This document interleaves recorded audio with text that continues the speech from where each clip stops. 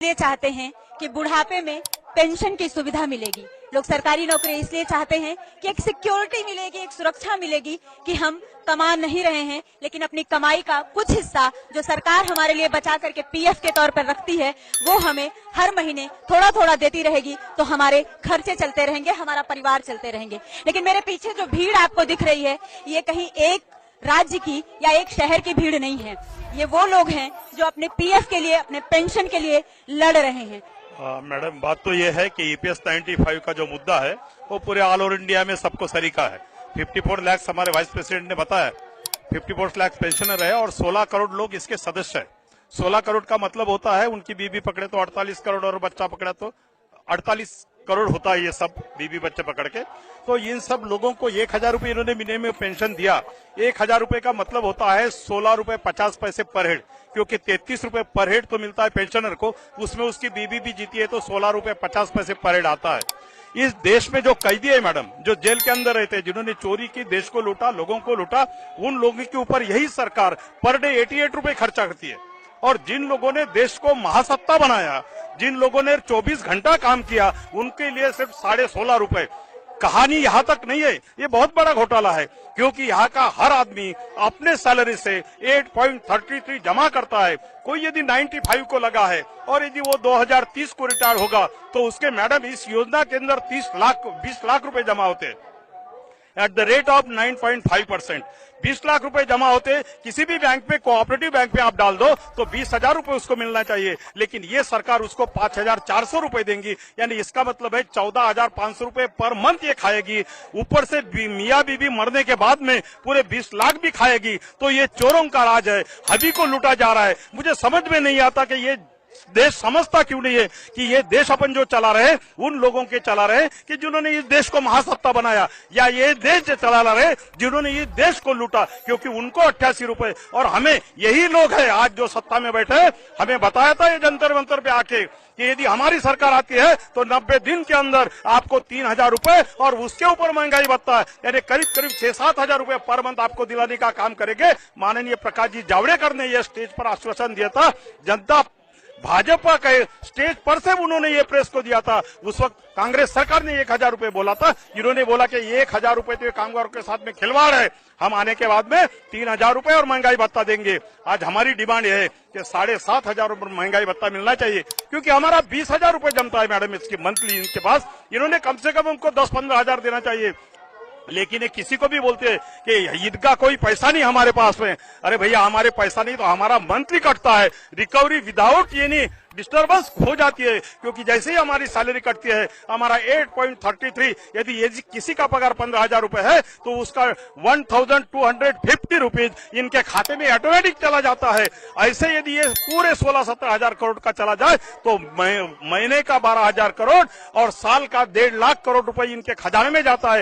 ये 1.5 लाख करोड़ का करते क्या है? जब हमें बोलते हैं कि तुमको देने के लिए पैसा नहीं, तो मैं ये सरकार से पूछना चाहता हूँ कि क्या कर रहे हैं आप? 1.5 लाख करोड़ सालाना जो आते हैं, और पुराना हमारा 3 लाख करोड़ इनके पास में है। हमारा पैसा गरीबों के लिए, घर योजना, स्वच्छता योजना, इसके लिए यूटिलाइज करने के लिए नहीं है। हमारा पैसा हम लोगों के लिए चाहिए, क्योंकि 16.5 रुपए में ना तो हमारी दवा होती है। ये ऑल आर सीनियर सिटीजन, क्योंकि इनको दवा का खर्चा खाने के खर्चे से ज्यादा लगता है मैडम। कम से कम इस नरेंद्र भाई मोदी को अभी तक किसी ने बताया नहीं। हम चाहते हैं कि हमारे कोऑर्डिनेशन कमेटी के प्रेसिडेंट, वर्किंग प्रेसिडेंट, जो भी सीनियर है, उनको 4-5 जने को ये यदि आधा घंटा भी समय दे दिया जाए तो मैं चाहता हूं कि नरेंद्र मोदी जी को आज तक किसी ने बताया नहीं होगा। वो लूपहोल्स इसके अंदर है। ये सबसे बड़ा घोटाला है, कोलगेट से भी बड़ा घोटाला है, क्योंकि लोगों के पैसे इनके पास में आते हैं और ये पैसा कहीं दूसरी जगह इन्वेस्ट करते हैं, लेकिन जिनका हक है उनको देते नहीं है। करके हमारी डिमांड यह है कि 7,500 रुपए पेंशन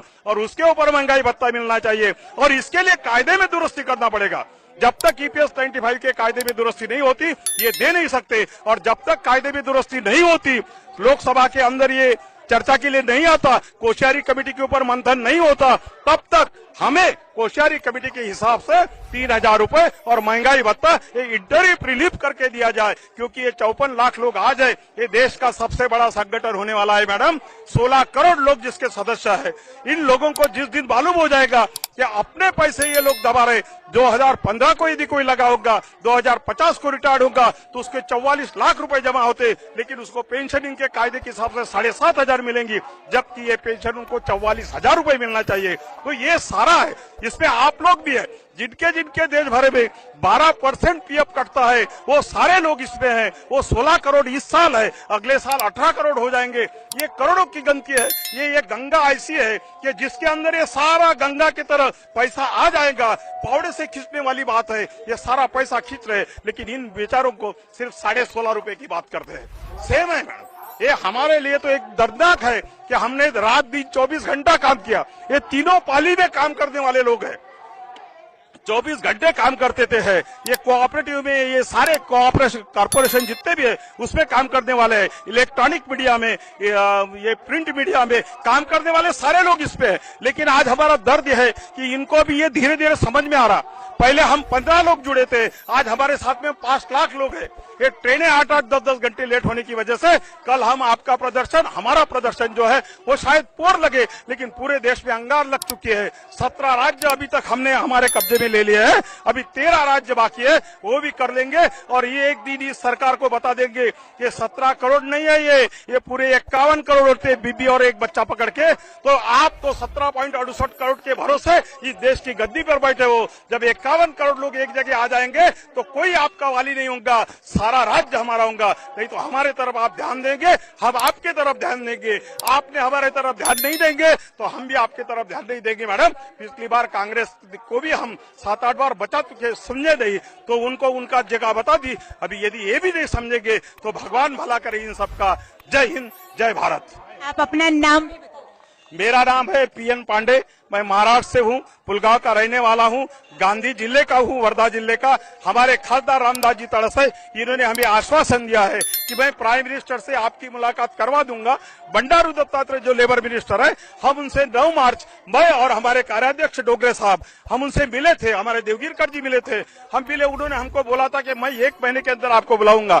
इतना झूठा मत बोलिए, 9 महीने हो गए हमको बुलाए नहीं, हमें आज यहाँ पर आना पड़ा। आप कामगारों के लिए जिनके भरोसे ये देश महासत्ता बना, आप विदेशों में जाते अपनी फीट हफ्ता पा लेते हो, फिर भी हमारे तरफ देखने का आपको कोई समय नहीं है। मैं चाहता हूं कि ये सबको, मैडम 1995 में हमें 200 रुपए पेंशन मिलती थी, उस वक्त हमारा 1 बोरा गेहूं होता था।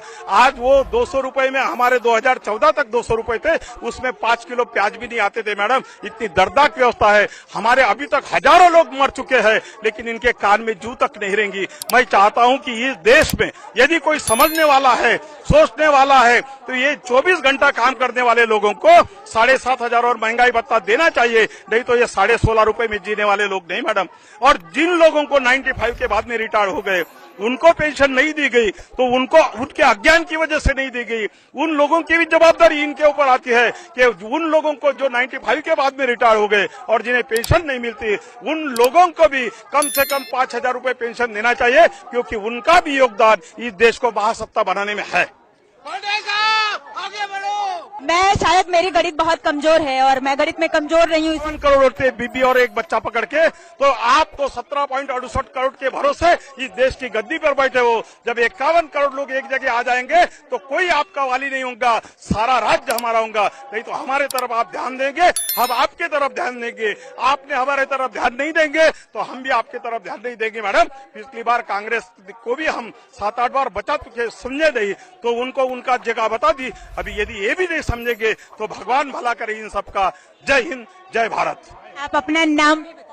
मेरा नाम है पीएन पांडे, मैं महाराष्ट्र से हूँ, पुलगांव का रहने वाला हूँ, गांधी जिले का हूँ, वर्धा जिले का। हमारे खासदार रामदास जी तड़से, इन्होंने हमें आश्वासन दिया है कि मैं प्राइम मिनिस्टर से आपकी मुलाकात करवा दूंगा।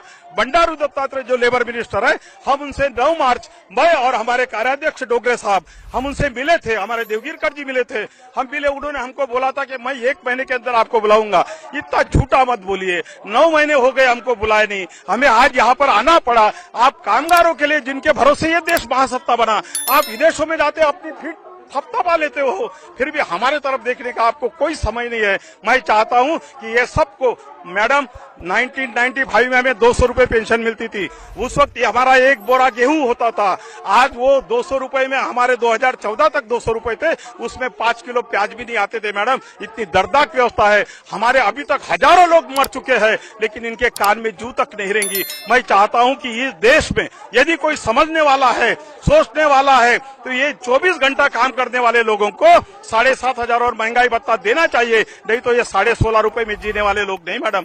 और जिन लोगों को 95 के बाद में रिटायर हो गए उनको पेंशन नहीं दी गई, तो उनको उनके अज्ञान की वजह से नहीं दी गई, उन लोगों की भी जवाबदारी इनके ऊपर आती है कि उन लोगों को जो 95 के बाद में रिटायर हो गए और जिन्हें पेंशन नहीं मिलती, उन लोगों को भी कम से कम 5,000 रुपए पेंशन देना चाहिए, क्योंकि उनका भी योगदान इस देश को महासत्ता बनाने में है। पांडे साहब आगे बढ़ो। मैं शायद मेरी गणित बहुत कमजोर है और मैं गणित में